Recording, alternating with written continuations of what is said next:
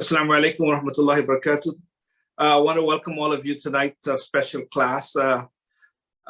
This topic is really very important, and I hope that the goal behind the class, we've delayed having this class for 3 years now, is not to scare us, but to actually put in our hearts a resolve to work even harder for the sake of Allah subhanahu wa ta'ala. So, because a lot of times we just go about our day very complacent, unaware of some of the realities and dangers that is facing us as an ummah. And so tonight we want to look a little bit and dig deeper to see some of the realities that is happening.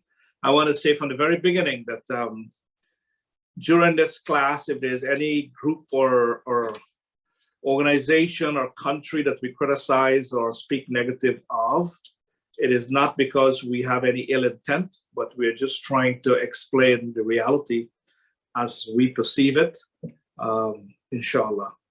So Allah subhanahu wa ta'ala mentions to us in the Quran, many of the people of the book wish to turn you back into unbelievers after you have believed, out of envy on their part, after the truth has become clear to them.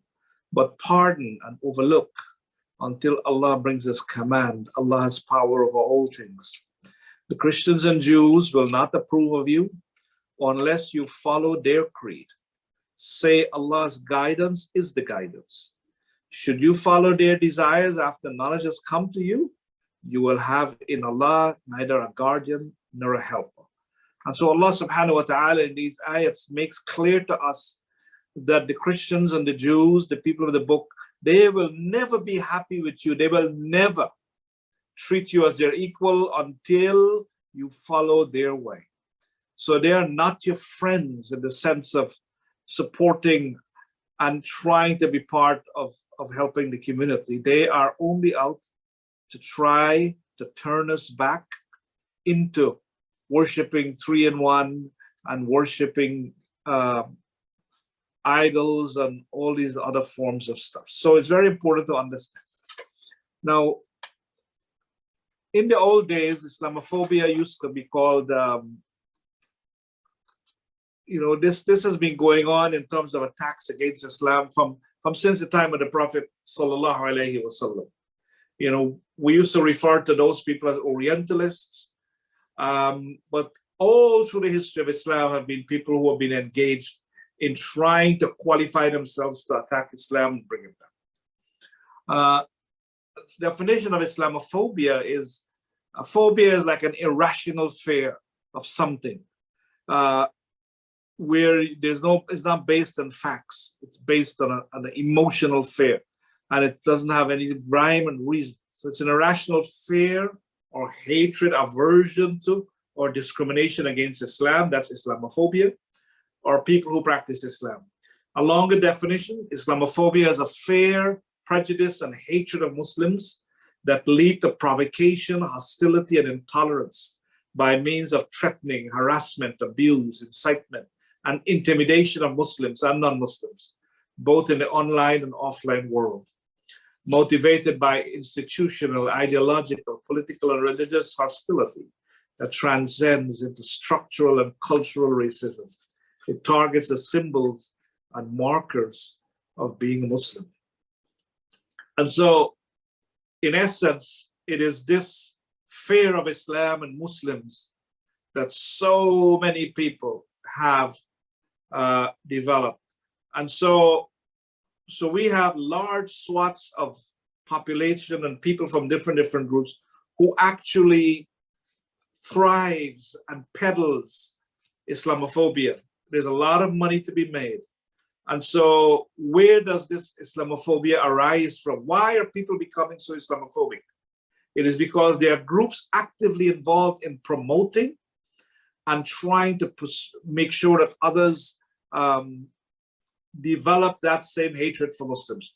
Among these groups, white-wing Christian evangelical groups, in their churches, they preach hatred of Islam. In their houses of worship, we have so many preachers who have begun to actively, they're burning Quran, they are cursing Muslims. They consider, one of them said Islam is a gutter religion. Muslims are pagans. They are out to destroy Western civilization and so on. And so they are using their Bible and their text to justify that it is okay to speak out against Muslims. And so from that congregation develops Islamophobia as a result of the work of the preachers and some of these preachers that exist. They're Jewish supremacists and their supporters, and they promote hatred against Arabs and Muslims and claim that Muslims are anti-Jewish and we are anti-Semitic, both of which historically has been shown to be false, that Muslims are actually some of the greatest supporters of Jews when Christians used to persecute them. And so this is now, because of the Palestinian conflict, has now given rise to new ways in which we have Jewish supremacists actively promoting hatred of Islam. White supremacists. White supremacists who their agenda is basically the promotion of the white races, the Caucasian races, and so anybody who is not white is considered not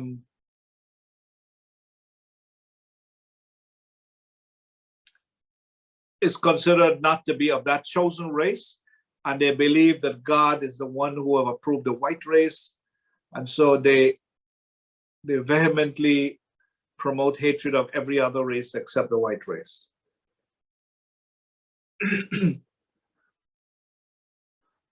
One second, guys. And then we talked about the Hindutva supremacists. They believe that their God is only there for them and everyone else is untouchable. And they consider the Muslims as invaders of India and they want to convert them back to their way. Then we have ISIS and other violent Muslim groups themselves. They believe that Allah has given them license to kill innocent people, and they use the miseries of Muslims to hurt innocent Muslims. They have killed more Muslims than almost most of the other groups under the name of Islam. Then you have the Buddhists who have the agenda to rid Myanmar of Muslim presence, and we saw the horrific pictures of Buddhists, so-called peaceful Buddhists who were supposed, one of the titles Buddhists used to get was to be, they were the most peaceful people in the world. And then we found that they were taking machetes and murdering babies on the beaches of Myanmar, burning the homes of Muslims and killing their pregnant women under the name of getting rid of them from Myanmar. And then we have in America, the Democratic and Republican demagogues who use Islam as a convenient vehicle to promote their political and multinational interests. And so we had the ban Muslims from America, slogans that went on. And of course, these things, they have impact on the ground. And then we have the right-wing multinational cooperation, especially with the media. And all of us know that the news don't get broadcasted in an equal way. Whenever a Muslim does something, the whole religion gets blanketed as being a blame on the religion itself. If a Christian does something terrible, his religion is never mentioned. Most times he has a mental health problem. And so there's not equal way in which the news gets reported. There's a tremendous amount of bias. And Muslim voices also don't get the opportunity to give rebuttals on the media. They're only interested in hearing one side of the story. And then you have the liberals who feel that Islam is an obstacle. Islam's ritual and teachings are an obstacle to human civilization because it provides structure. And the liberal mentality is that no one should control us. We should be free to do whatever we want, whenever we want, however we want, with no restrictions. And Islam, of course, does not allow that. And so they see Islam as one of the obstructions and the enemies towards their progress.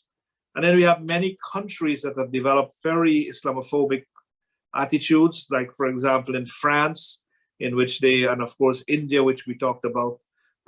Many countries, Switzerland, banned minarets, and many countries developing anti-Muslim policies and trying to advocate those things. And so we have all of these different variety of people proactively being financed, being funded, billions of dollars to try to out the light of Islam and to be able to move people away from not wanting to become Muslims. And so it is an active agenda that persists up to now. Now, how does it affect Muslims? In our everyday life, we get affected in every aspect of our lives as a result of this. And we want to give a couple of areas. For example, airline discrimination. Passengers get removed, and these are all, I couldn't give you a lot of individual cases, but every one of these is people, Muslims have been, there are many examples of these in each of these. So instead of giving you a specific example, you can Google a lot of these. Removing passengers for speaking English, removing passengers, Muslim passengers, because of the way they're dressed. They have on a hijab, or they look, removing passengers because some other passenger harassed them, and so the Muslim one get removed from the flight. And so we've had imams who were, taken off of flights for no apparent reason. 5 or 6 of them was traveling from Dallas for a conference, and they all got removed. We've had senior Muslim scholars treated with very bad light by the airline industry. And then banking. In the banking industry, there's a clear and problematic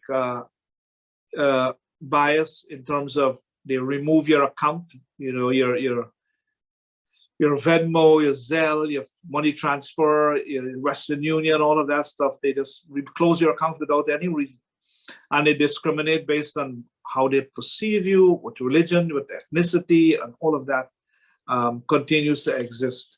Then we have bullying. Bullying, sustained abusive treatment up to the K-12. There's a lot of Muslim kids that are being bullied with physical force, hurtful teasing, and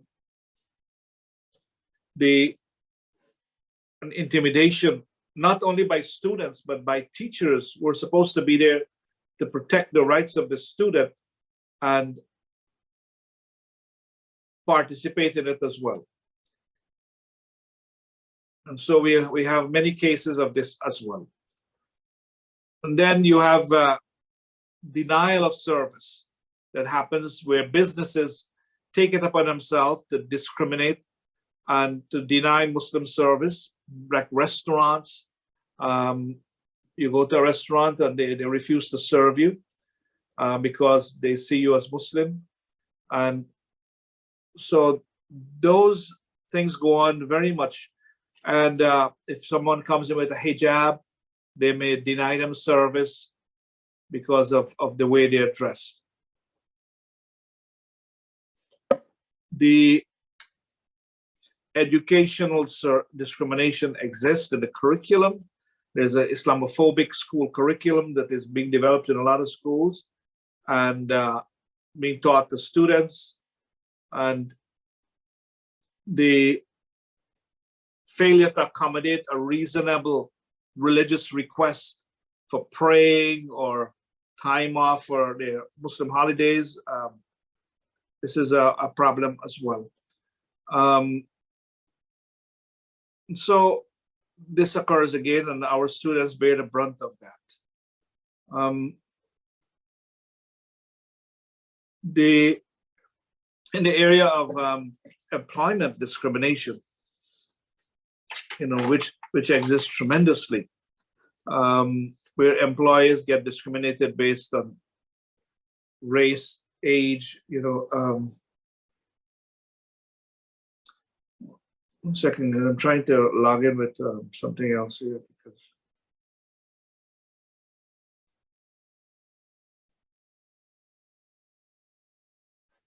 Yeah, so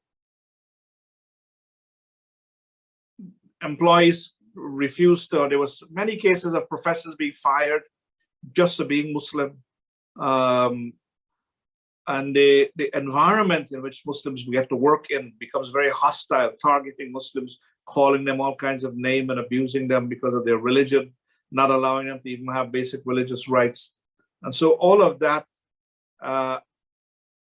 happens to Muslims in the employment area. And then when you go to family law, Muslims trying to seek divorce, there's discrimination again, and the way they are treated and handled. And this exists as well.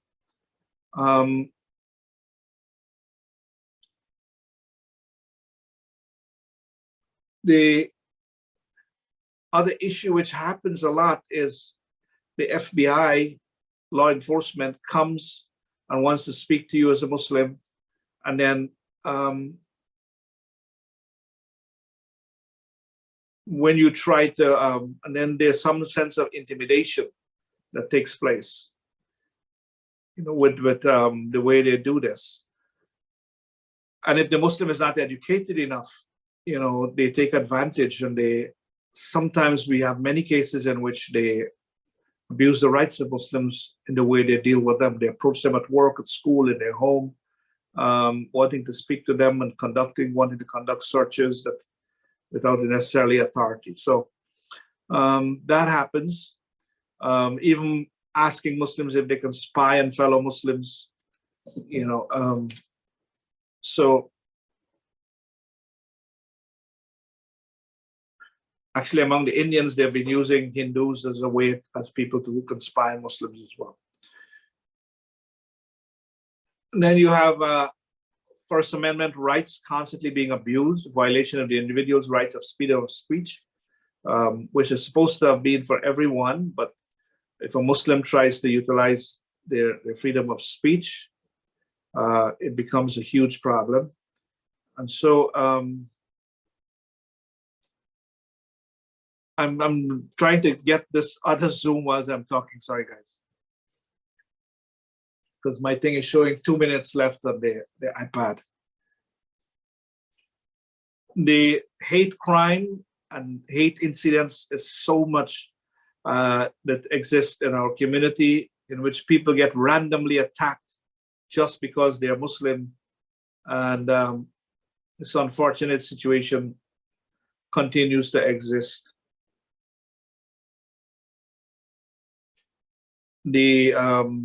So many incidents of hate crime that takes place, and Muslims are in danger of this all the time. We also see that discrimination with when Muslim goes, as for example, in the hospital, the way they are treated as a patient, in healthcare as well. They are not given proper treatment, and sometimes they refuse to treat the patient when they come in. So a lot of this is happening, and so Islamophobia is manifesting itself in all of these ways. In housing, for example, denial of access to housing based on your identity and your social class and your religion. The landlord gets charges higher rents for people who are Muslims, and charging extra fees as well. So when prisoners go into prison, their rights to personal property, you know, Muslims, they have to pray, their privacy, their mail, their civil and constitutional rights get violated. Sometimes the incarcerated person is denied the ability to practice their religion. And this includes, for example, prisoners requesting halal food or kosher food. They refuse to get this. They can't pray Friday prayers. Their requests are refused. They can't have religious materials like a Quran or a prayer rug, wear religious clothes. If they're sisters, they're denied to wear hijab. Even in the mugshots, they don't allow the sisters sometimes to wear a hijab to get the mugshot. And so you have this, all of these are the way when you promote a message of Islamophobia in the community, the lay person below manifests it and makes the life of the ordinary Muslim very difficult. In the land of the free. Law enforcement, also a lot of incidents occur in which they have excessive use of force, beatings, shootings, improper takedowns, unwarranted use of lasers by members of the community, especially when they perceive sometimes you're Muslim. You're considered guilty and you have to prove your innocence. In sports, you have Muslims who are trying to get involved in sports and they are being discriminated against because of their clothing. There's a lot of ethnic, slurs against them. There's no accommodation for them, and a reasonable request, religious request for a headscarf, like to hydrate in Ramadan and to take, some kind of way in which they can accommodate Muslim sports people. When you're traveling as well, we talked about the airlines, the way you get put on watch list, screening, double and triple screening, spent hours being harassed and interrogated. Mainly whenever you're asked because you're Muslim. There's no specific explanation ever being offered that makes any sense. And so you have all of these get manifested in the life of Muslims every day. And we as Muslims try to navigate living as normal a life as possible with all of this going on. And sometimes it leads to very tragic realities in which members die from the Muslim community. Muslims have already spent billions of, literally hundreds of millions of dollars to defend people who are wrongfully arrested. And so it's a series of unfortunate situations that has developed. But this is a reality, and all of these take place, and they have been documented by Muslim groups such as CARE and others. And so what do? The class essentially is to talk about how you respond. So we have about 15 minutes more. So we need to respond from 3 levels. Number 1, national level. There are things which we have to fight to be able to get that is going to protect the Muslim community. Number 1 is one of the problems that happens is that the data for hate crimes, they are not being produced and made transparent. And so you're unable to find out from police records or from those kind of records because they don't offer it. And they are not obligated right now by law to make available those data. And so under that cloud of being able to do anything you want, there's no data to show there's an excessive use of force or hate crimes committed against Muslims. And so some effort must be made by Muslims to encourage the US government to tie training and grants to these agencies to kind of like coerce, start producing on a regular basis data on this. Another thing that is important is know that there is a nonprofit security grant program, and they allow you to get money to be able to make your physical site secure. There are a lot of masjids that have applied for this, and all the masjids should really try to apply for them. In the past years, they have literally given up to $150,000 per one site, and they allow you to have maximum of 3 sites. So you have available almost $450,000 available for every masjid or institution if you have 3 sites that you can apply for, and these are grants, you don't have to pay them back. And they allow you to protect your mosque, to set up security cameras and all of these other stuff. Masjids can work with CARE to facilitate some of this. We also need to try to find a way to get the banks to stop the practice of just targeting Muslim American, Arab, and Persian families, in the way the banking is doing. The federal government and other industry regulators need to really step up and provide more. They need to review the guidelines and practices, because the banks get away with a lot, and they are able to wrongfully target Muslim American and Arab and Persian families, and they're closing their accounts, discriminating. And so we need those agencies. We need to work with and encourage the government to put pressure on these banks to be able to don't do that. There's discrimination against immigrants and people of color as well from the banks. And then the FTC, the Federal Trade Commission, needs to use its enforcement authorities to issue warning letters to industries that are violating fair practices and are using deceptive in terms of not data location and other kinds of consumer abuse that takes place. The FTC, we need to encourage the FTC to do its job even more in terms of enforcing these different institutions to be able to be more fair. We also need to try to find ways to talk to each of the states and their authorities, their legislations, so that they can make accommodation for Muslim sports athletes. 3 states have done it so far: Illinois, Ohio, and Maryland. And they have put legislative remedies, and that can be used as a template to encourage other states to include sports attire, to allow religious attire to be accepted, as long as they don't impede the person from playing the sport. And the DOJ we need to encourage the DOJ to do a better job of investigating anti-Muslim hate group. They get away with very little criticism. Steve Emerson and these guys, they openly, basically say every masjid, they try to promote the idea that there's terrorism in every masjid, and each masjid is like a hub and a cell breeding terrorism. Whereas in fact, most of the terrorist activities in the country was because Muslims from these communities who alerted the officials. And so they also spy on Muslim groups.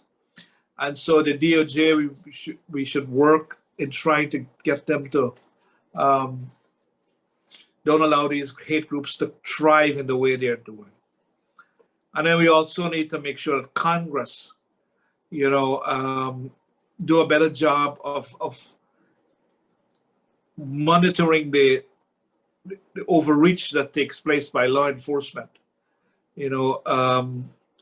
so that they don't get away with, surveying Muslim mosques and abusing and harassing Muslim individuals. So from a national level, there's a lot of work that has to be done by, of course, Muslim groups and agencies, and Muslims have been working on all of these areas actually.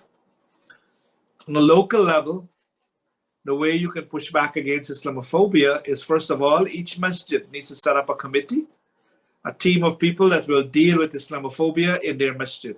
Cases of Islamophobia should be reported to this committee from the masjid level, and they will liaison with CARE and other groups.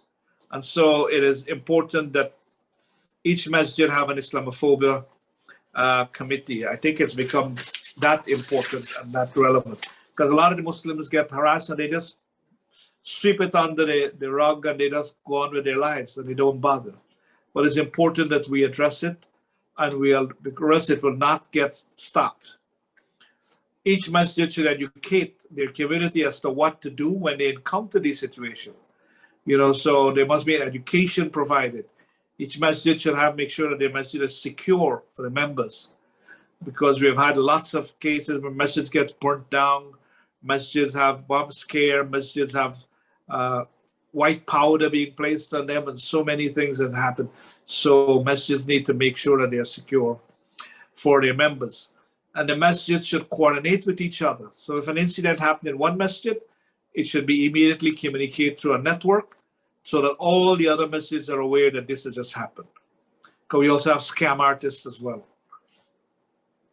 And Muslims need to be educated from a masjid level of what to do if the FBI approach you, what to do if you're in a situation, what to do if you experience Islamophobia, how do you report this, how do you respond to it.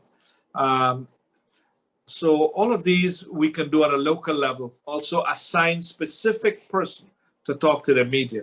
The media usually would go and find the most ignorant person from among the Muslim and interview them. And they would end up saying a lots of nonsense. So masjid should have assigned personnel who talk to the media and who's trained to do so. So those are some of the things we can do on a local level. And then individually and as families, try to make sure your home is safe and secure. Family members should be very careful what they post on social media, because when you post something on social media, you become a target or you become a suspect. So you have to be very careful how you do that. We should be very careful what we say on the phone and on emails, because they can be twisted against us. Family members should not be engaged in discussions with anti-Islamic websites. You should not feel the need that I have to go defend Islam on these websites. Rather, you should ignore that. The Muslims have highly qualified people who are working in that field and who address these things. It is not upon you and I to take it upon ourselves, because everything you post on social media, you open yourself to a lot of problems. We should also develop what is called situation awareness. When you're out and about in the mall and everything, be observant of what is happening around you. Don't walk with your purse behind your back and just like if you're in some kind of, la la land. You have to now be very careful and be aware of your surroundings and what is happening around you. And you should also, if possible, protect yourself, whether you have a pepper spray in your purse or something, or an alarm system, where you should have some sense of protecting yourself, because it has become a reality now, brothers and sisters. I don't want us to become paranoid. We don't want to stop our lifestyle, but we want to become a little bit cautious and a little bit more prepared, so that we get blindsided by these things that happen. Burying our head in the sand and thinking that this is not a reality. And any incident of Islamophobia that occurs to you, discrimination, you should report it. And that's why if you have this masjid committee, you can go and tell them, and proper documentation and a timely documentation could take place, and gathering witnesses if necessary. And the members of families who get discriminated against, that is why we need to report to our committee, so that the relevant agencies can be contacted. So if you have a bank discrimination, you have to know, who do I report a bank discrimination to? Who's the agency? If I go to a restaurant and they refuse service, what agencies and what authorities do I need to report to? And so we've got to be able to make sure our complaints are reaching the right source that can action them. I don't want you to become a Karen or a Susan, but when these things happen, you have a right to be able to complain and to be able to address it in a proper, very cordial way that is not acceptable to you. Be very careful of accepting free stuff and free opportunity and free vacations. And the word free, be careful of that word. We love the word so much that we fall in love with it. But behind every free, there is a price. So always be careful of those things. And so these are some of the ways in which we can protect ourselves. Last year, Islamophobia actually went down in the United States. CARE reported there was 5,000 cases, complaints that they got. These are the ones that they received. Doesn't say about the ones that nobody talked about. We notice in the areas, they have a breakdown: immigration cases, employment discrimination, and school incidents were the three top areas in which Muslims get discriminated against. It is really important that we protect ourselves and be aware. As I said, Islamophobia exists. It is here to stay. And we as Muslims should not be scared. Allahu waliyul ladhina amanu. Allah subhanahu wa ta'ala has promised to protect us. And when we last checked, Allah is still in charge of the planet. Allah is still in charge of everything. Allah still owns everything. And so we put our trust in Allah subhanahu wa ta'ala, and we continue to practice our faith with conviction and confidence. And we trust that Allah will protect us as He has promised. And so may Allah subhanahu wa ta'ala help us to confront this sickness and this disease and be able to come out victorious, inshallah. In the meantime, protect yourself and be safe. And as we said at the beginning, if in the presentation we offend some groups or individuals, this is not intentional. This is just something that we are discussing from our perspective, and we need to say things as they are. Assalamu alaikum.